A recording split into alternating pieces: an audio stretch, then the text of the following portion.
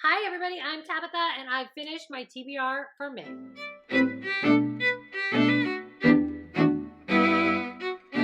All right, so if you're new to the channel, welcome.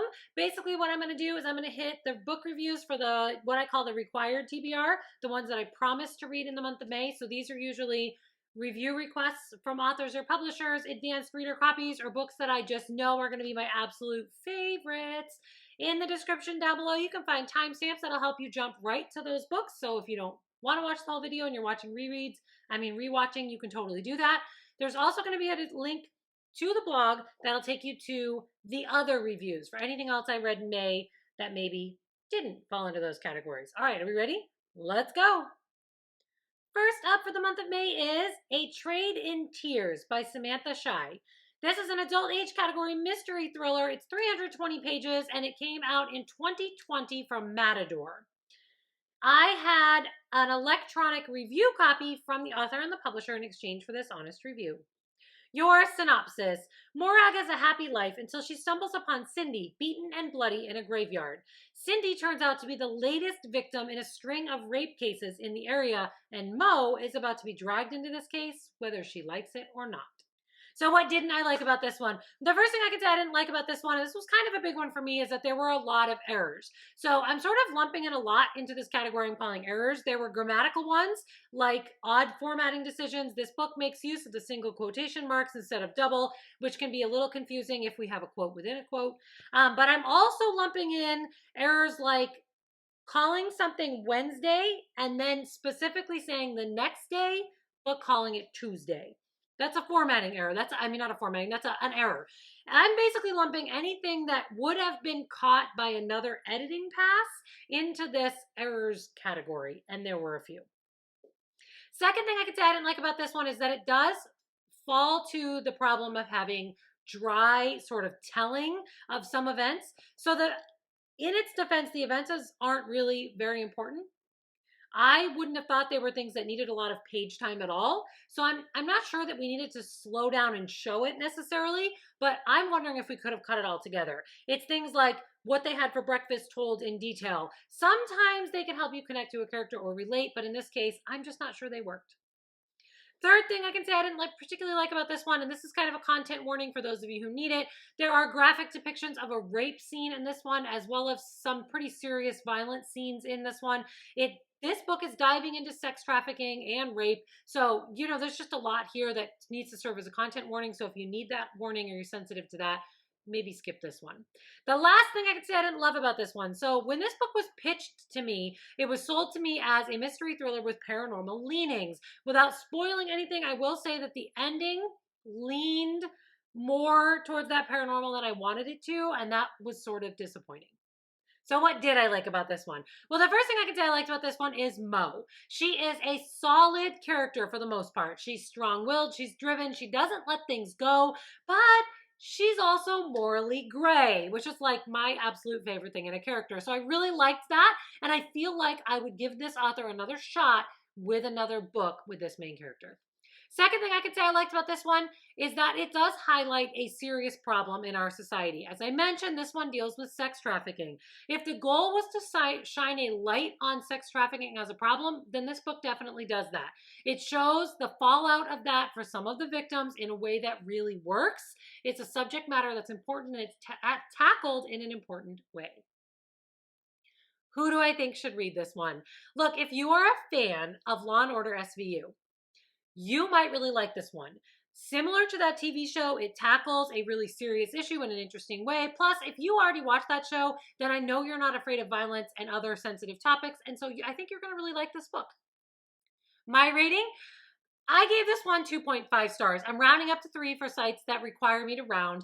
I think this book is going to appeal to mystery thriller fans who can handle the sensitive topic, which is sort of a niche, but I did take off half a star for the errors that cause you to slow down a little, and they do make the book slightly problematic. So 2.5 stars rounded up to 3 for A Trade in Tears by Samantha Shiye. Next up for the month of May, we have They Lived, They Were at Brighton Beach by Ivan Brave. This was independently published in 2020. It's an adult age category contemporary story, and it is 325 pages. I was sent an electronic copy by the author in exchange for this honest review. Your synopsis. Loyal fans know him as a rising internet star and the resident DJ at one of Brooklyn's sauciest nightclubs. But one blistering summer day after relapsing, getting dumped, and winding up at the hospital, Ilya wakes up in a nightmare. The only way out, he figures, is to finally debut his EP, meaning to realize a deeper dream. So what didn't I like about this one? Well, the first thing I can say I didn't like is that this one does feature footnotes, which is not a problem generally. But sometimes the footnotes take you on a really long side story, and this disrupts the flow of the story a little bit. I will say I was reading this on a Kindle, which is part of the reason why I had a problem. Because on a Kindle, you have to click the footnote and jump to it and go back. Where if you're reading in paperback, you could choose to finish the paragraph and then read the footnote. So really, you have to deal with it immediately on Kindle, which is probably part of my problem. Second thing I would say, I wasn't crazy about it, and I'm mentioning footnotes again, and I'm sorry, but some of the footnotes feel kind of judgy and harsh. It was weird because I was reading this harsh criticism of the narrator, and I didn't agree with it. Like, I liked our narrator right from the beginning, so that was a little weird to have this harsh sort of criticism of the story. Third thing I could say I didn't like about it, the stream of consciousness stuff going on with the narrator in a few spots gets to be a little much. There's a point to it, but it's worth mentioning. So what did I like about this one? The first thing I could say I liked, I actually kind of loved this, is that there's this sort of mystery around the footnotes themselves, who they're coming from, who's writing them, why are they here? And I did kind of enjoy that. I enjoyed that it's a contemporary story, but I have this fun little mystery wrapped up in trying to feel like I need to know who this is. So it added a whole nother dimension to the story, and I just love that. Second thing I could say I like, in general, the stream of consciousness stuff really does work. I know I just mentioned I didn't love it. It's really only like one or two instances that got to be a little much. For the most part, it really does work. It gives you a sense of Ilya, and it highlights what he's going through when he relapses. I think it makes a point in a stronger way than any other way of writing this story could have. Third thing I can say I liked about this one is that the music stuff is really great and totally well done. I like the inside glimpse into what's happening in the world of the DJ and his electronic creation. I just thought that was really cool. It's a world I'm not familiar with, so I can't speak to whether it's accurate, but I did love getting that glimpse into what felt accurate. How's that? Who do I think should read this one? Look, if you're in the music world and you want a story you can relate to, you're absolutely going to love this one. Go get it like right now. But I also think if you like original styles of stories, this might work for you. The footnotes really do make it unique, and I love original, so it worked for me. My rating? I gave this one 3 stars. I loved it, but this book really does fall to a niche. It is good, but it has that unique formatting, lyrical story, stream of consciousness thing going for it that I don't think everyone's going to love. But if that sounds like something you would love, like I did, you're going to adore this one. So I went 3 stars for They Lived, They Were at Brighton Beach by Ivan Brave. Next up is The Last Imperator by M.L. Tishner. This is a new adult age category fantasy novel. It was independently published, and it is coming to you in June of 2021, and it is 376 pages. Obviously, I was given an advanced reader copy of this story by the author in exchange for this honest review. This is the sequel to The God Queen, which I previously rated 4 stars. Your synopsis. Ray and her crew have managed to convince half the star cluster to vote for the Federation, but activists on both sides are still calling for war. War that Ray is prophesied to give them. A war Ray is determined not to give them. Tensions rise beyond their control when Ray and her sworn enemy, Enecris, end up trapped together after an attack.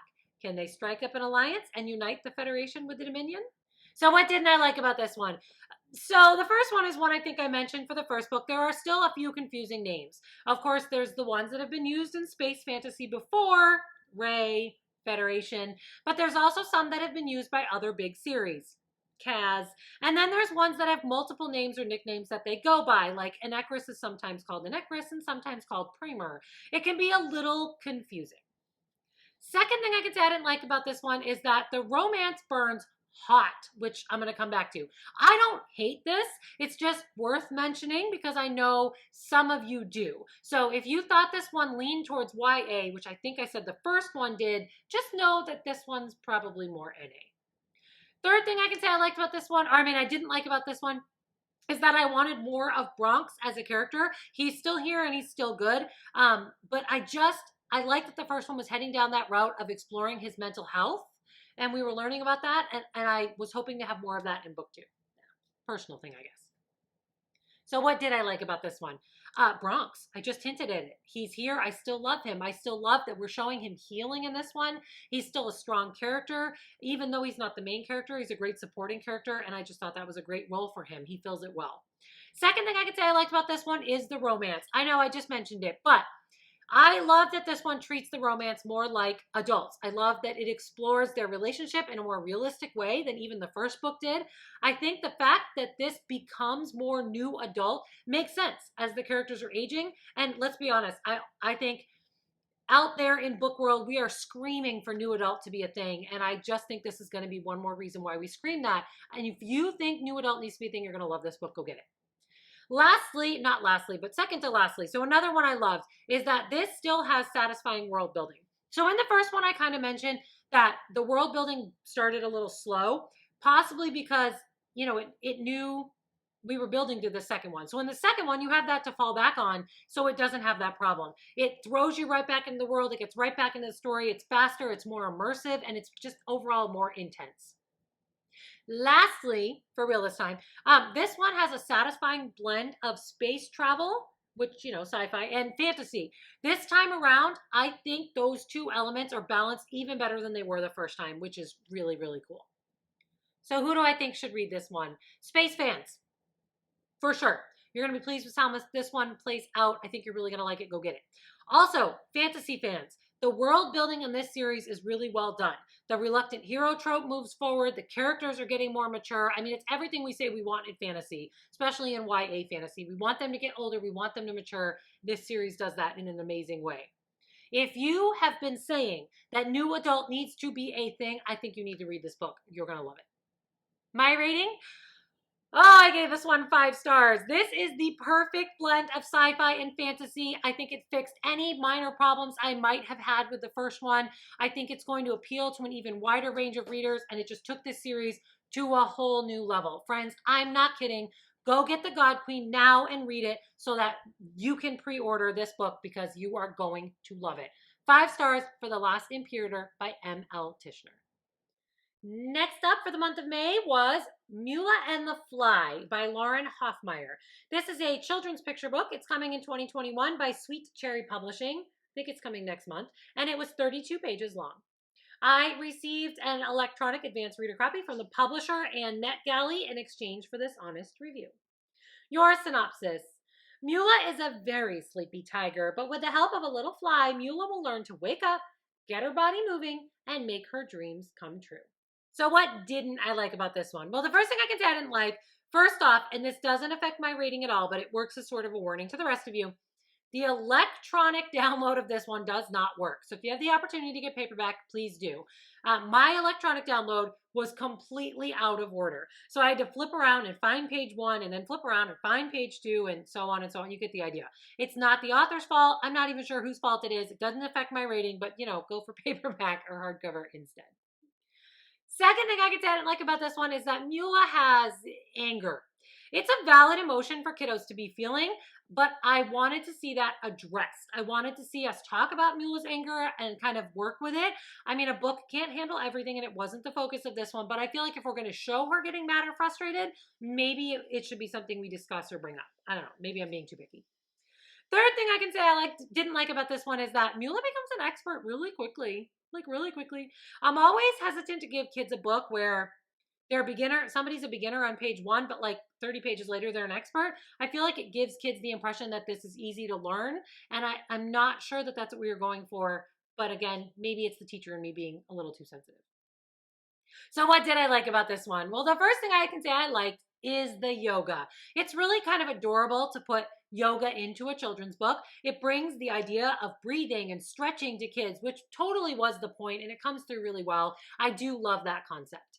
Second thing I could say I liked about this one is that the idea that you can struggle with something is there. Mula is not perfect at it right from the beginning. Sure, she learns in 30 pages, but she's not perfect the first time she tries, and that is highlighted, so it is worked on. Last thing I can say I liked about this one is that it does end with a pose explanation, and I think that's really cool. I think the kids would have fun trying out all of Mula's poses, and you know, when you have kids, you read books 5, 6, 7, 8, 9, 10 times, and your kids would have fun doing those stretches and the breathing exercises and copying those poses every time you read it, which is the point. Who do I think should read this one? First of all, I'm going to say yoga instructors. I already know you're going to want this one and you're totally going to share it with beginner adult yoga classes. I mean, I just guarantee you will because it's cute and adults know that it's just a snapshot about the issues and it's okay about the expert thing and it does talk about breathing and I think you're going to love it. Second thing I can say, people who would like it, people who should read it, if you have kiddos who like to move or need to move, they just almost seem like they have all this built up energy and they need to get it out, read this book because it talks about breathing and stretching and you can build in lessons about anger if you need to. It's definitely going to help your kiddos move. My rating, I gave this one 3 stars. I think it's good. I think it's cute and I think kids will enjoy it and yoga instructors are going to be reading it to their classes. So 3 stars for Mula and the Fly by Lauren Hoffmeier. Last for the month of May, but certainly not least, is The Threadbare Prince by C.S. Humble. This one is coming in 2021. It's independently published. It is a young adult age category fantasy, and it is 416 pages. I did receive an electronic review copy, which turns out it's actually an advanced reader copy, from the author in exchange for this honest review. I'm going to say really quick, I don't actually know the release date. I am finding out, and I will let you know as soon as I know with an update. It was supposed to be April, but it got delayed a little, but it's coming soon. Your synopsis. Peter and Daniel are brothers, set to take positions guarding the human realm from the fairies. But when the truth of their father's past comes out, it may affect everyone's future. So what didn't I like about this one? So I just kind of sort of hinted at, I don't have this one, all the details on this one, which is kind of a bummer, and it's worth mentioning. It doesn't appear to be ready for pre-order yet. The cover you're seeing is obviously not the real cover. It's sort of a placeholder cover. I did add it on Goodreads with a placeholder, so it's there. I will update you when I get more information, I promise. One thing I didn't love about the story is the ending itself. It's a little confusing. I think the last chapter is setting up for a sequel, probably, but I'm not entirely sure. And confusing is never fun. So I don't know. Maybe just that last chapter is the part I didn't love. Also, if I'm being picky, I would have liked to see a few female characters thrown in here. This one is essentially an entirely male cast. And I would have liked to see some females thrown into bigger roles, but I think maybe I'm just being a little picky. I don't know, maybe. So what did I like? First thing, loved, actually. The magic system is really original. The magic flows through objects and roles, and I really, really love that. I kind of got completely wrapped up in that, thinking about like what I would want to do for a role, and that was just really cool. Love the way it's manifest, love the way it explained. You're just dropped right into this magic. It makes sense. It's immersive. It was really cool. Second thing I could say I loved about this one is Peter himself. He's an underdog character because he's the youngest in his family. I love underdog characters. I loved his arc. I loved watching him come into his role and into his own strength and find himself as more than just a shadow of his dad and his brother. That was really kind of cool. Third thing I can say I loved about this one is the fairies. The way the fairies were treated in this one is just beautiful. I mean, it's amazing. It's great. I loved it. It actually reminds me of Midsummer Night's Dream, which is like the highest compliment I can think to give it. So really, really cool. Fans of that book, of that play, are probably going to love this book. Who do I think should read this one? I just said fans of fairy stories like Midsummer Night's Dream, for sure. Fans of hero development stories. Like if you like taking a hero, dropping them something and watching them grow, I think you're going to like this. Also, I would say if you're a fan of family-rich fantasy stories. Does that make sense? So fantasy stories that are very rich in strong family relationships. I think you'll like this story. My rating, I went 4 stars. It's a fantasy. Fantasy is a huge genre, and it can be a hard one for me to say everyone who loves fantasy will love, but I really think in this case that is true because there's so much done well in this fantasy that if you like fantasy, you should go get this one. I really just think it'll please everyone. So I'm going to get you information as fast as I can on the actual release date for this one, but definitely keep it on your radar and be thinking about that title, Threadbare Prince, and be looking for it. So 4 stars for Threadbare Prince by C.S. Humble. All right, my friends, that is it for me and the required reviews I said I would do in the month of May. Remember, this is not everything that I read in May. So if you're interested in what I thought about some of those other ones, make sure you follow the link in the description. That'll take you to the blog where you can see little snippets of them. Also, you can always make sure you're following me on Goodreads or Instagram, where I tend to post more about the other things I'm reading. And, on Instagram, you can watch me spin the book wheel. Fun things are happening there. Anyway, drop a comment to let me know you're still here. Hit subscribe and tap that little bell so you know when I'm back. Keep plotting the path to your own dreams, and I will see you next time. Bye!